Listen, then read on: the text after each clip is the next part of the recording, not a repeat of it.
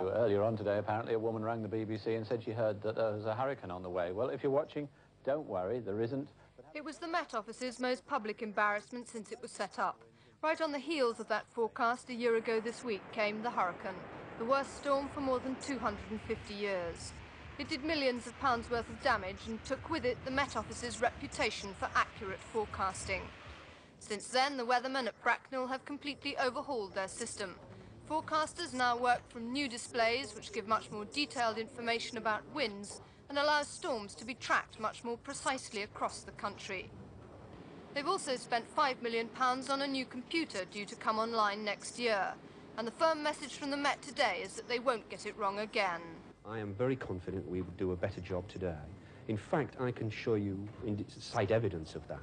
In that last night or this week, we have done a really very good job, I believe, in forecasting the severe weather that affected the southwest of the country. So if there's a new hurricane to come, you will know about it before it arrives? You bet. I think it's really wrong to say that if the storm were to happen again this year, that the Met Office or indeed anybody else would forecast it absolutely accurately.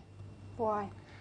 Simply because however big your computer is, however fast your computer is, there are still going to be some gaps in the observational network. If you've got gaps in the observational network, then the forecasts are still very occasionally, hopefully much more rarely, but very occasionally they are going to go wrong, and it would be misleading, I think, to say otherwise.